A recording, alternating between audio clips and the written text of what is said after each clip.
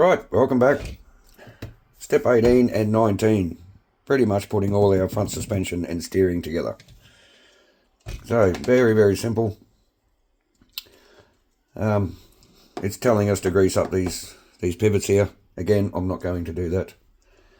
I really don't even do that for a runner car for this chassis. Because there's that much play in these arms. I mean, they're never going to seize up, are they? Set our two control arms in like this, and then we attach this breastplate. I call it a breastplate, I don't know. I find it easier if you put the square end first, and the round end just sort of pushes and clips in. And I didn't put grease in the holes again. So these are 3x12s, just get wound in. I don't think you could find a simpler car to build, as far as Tamiya goes anyway. Yeah, simple, but at the same time, so much fun to drive. Just tough as nails. Good luck trying to break one. I mean, the people have broken them, looking at you, Nick. They really weren't designed to go 70 miles an hour, were they? And then crash into a traffic cone. Did a good job on that one, Nico. Alright, so clipping on your steering arms. Yes, the simplicity of the build matched with the fun factor, the robustness of the car, the looks of the car, the price of the car. It's cheap. I mean, you can't go wrong, really, can you? Right, so, front bumper, here we go. I think these steering arms might be a bit off there, boy. That's okay, there's a fair bit of toe in. That's alright, we're not running the car, are we? So, I probably will put grease in these holes. Alright, front bumper going on. Again, just winding in screws. Not all the way just yet. Should you get up there by yourself? Yeah. Hello, dog. So the little dog's just decided to join us and jump up on Zach's chair and just watch him putting wheels together. You really got to make sure you get these screws straight. Not really a big deal if you don't, as long as you catch it early. Alright, our front bumper on, that classic Tamiya unit. Yeah, we'll bring it back out. You might be able to see more because I keep going out of bloody frame, don't I? There's nothing real specific happening, except for now. Right, we're going to have a chat about these suspension spacers now. There's obviously another upgrade from a Grasshopper, but here is my original. Well, it's not original, but you know what I mean. The Hornet I've had for many, many years.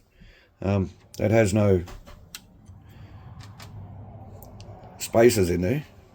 It's not to say it didn't come with spacers. Is that in that manual there? Zach's actually got the manual from this kit from late 2000s. Yeah. That's in there. Yeah, right. Oh, well, there you go. So I must have built it without them or taken them out at some point, but I really don't remember them being in there. So there's another upgrade from your Grasshopper. Alright, again, assembling with no grease, there's no point. So we have, you're giving me the D7s for the hard setting. Really no difference. Actually, I reckon if I look through my parts box, I might be able to find a few of them. I've probably come across them over the years and go, what are they for? And if I do, now I know what they're for. So these actually receive O-rings, which would essentially make them I am going to grease them actually.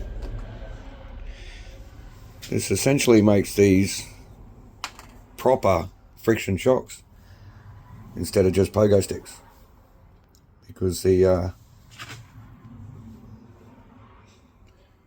screw will be rubbing against, or they'll be getting restricted by those O-rings. Yeah, they'll be actual proper friction shocks. That's pretty cool.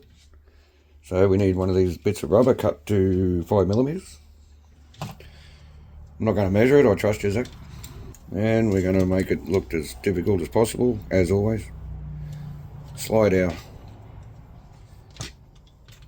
our bottom mount into our coil spring. Try and put it somewhere where you can see what I'm doing. That's right, you need the small screwdriver for this one. Thanks, mate. And just locate. You kind of got to compress the spring a little bit to start that thread.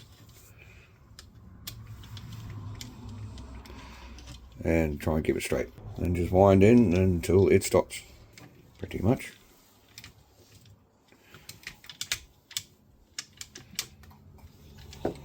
So for these to work properly, you're going to need a bit of grease, I think. That just got stuck the first time. Let's get a bit more grease in there. The other parts, the D1s, are they? D1s only hold one O-ring, so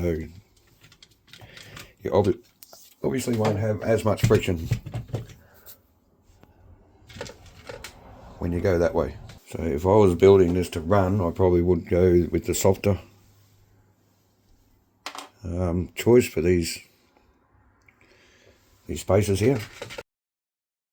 Just screw in a bit of rubber on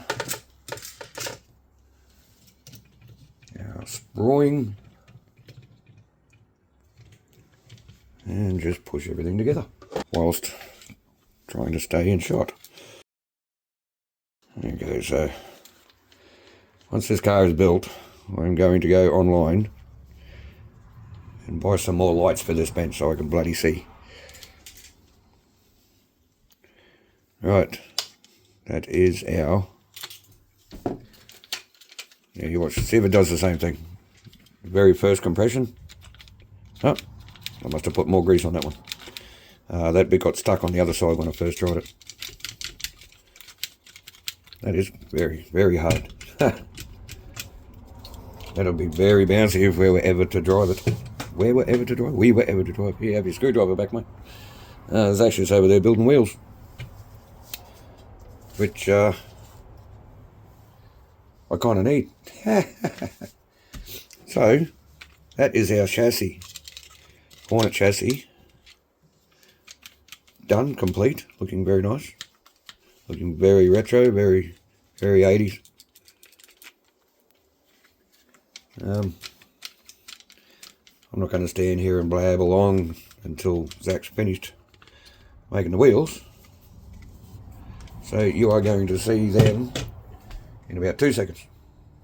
Okay, Zach's finished the front wheels at least. These are going to be the cleanest Hornet wheels in existence around here anyway. They're never going to see dirt. Famous last words. I said that about the Pajero. So, even though it's not running, I am going to just put a little bit of grease in these bushes. Can I have some wheel nuts, please, mate?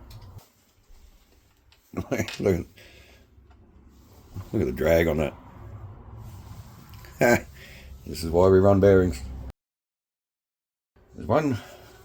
You do need to make sure you get these wheels on the right way. I mean, they do fit the other way, but they just look bad because you end up seeing the ugly side of the wheel. So again, a little bit of grease in this bush.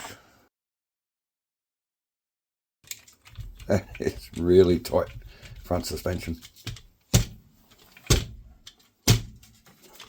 Although, it stops it bouncing, doesn't it? Okay, rear wheels. And just for continuity, we got rid of the manual, the manual. Are you sure? Oh, I love that smell. Are you sure these are tight? I've never had them breathe like that before. Never mind me. These aren't grasshopper tyres, are they? Hornet spike tyres actually have a breather hole. Grasshopper tyres do not. So, and just for the record, Zach had absolutely no trouble putting those centres in. We do have a separate video on how to assemble these easily, or how we think it's easy to assemble. So we'll put a link up there. And when you're done with this video, you can go and watch that and get some tips on maybe just a few easier ideas on how to assemble these 3-piece wheels, or at least how to get the center into the wheels. And it's really nothing more than following the instructions.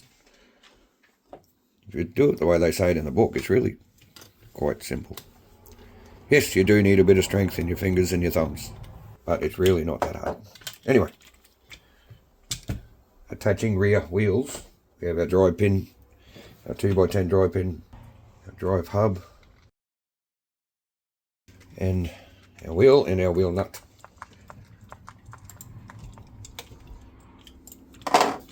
There is your completed Hornet chassis, believe it or not. Only the second Hornet I've ever owned in my life. Like proper Hornet. So obviously we can't show you with the body on because we haven't even cut the body out yet. But we can give you a bit of a teaser. Oh, actually, battery tray. This can go on and probably never ever come back off.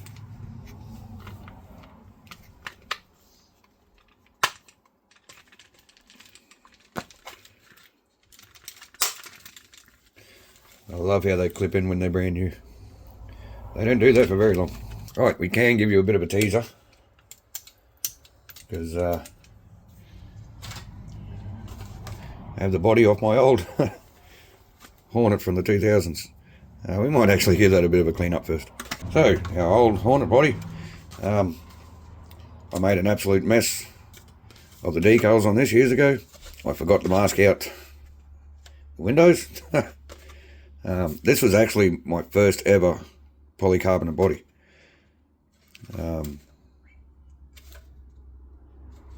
Tell a lie, my second. The wing fell off, so I had to put some big washers on with nuts and bolts. The driver, obviously you can't see too much of him, so he's in there anyway. There's a couple of extra holes here where I had it mounted onto a CWI1 chassis for a time. So we can sit this on our Hornet chassis. Now it is going to look much better once we paint up the new body, because I really did a bad job of cutting this body out, and it's pretty old, and it's a bit broken up, and it's scratched up. So there you go, we're gonna love you and leave you there.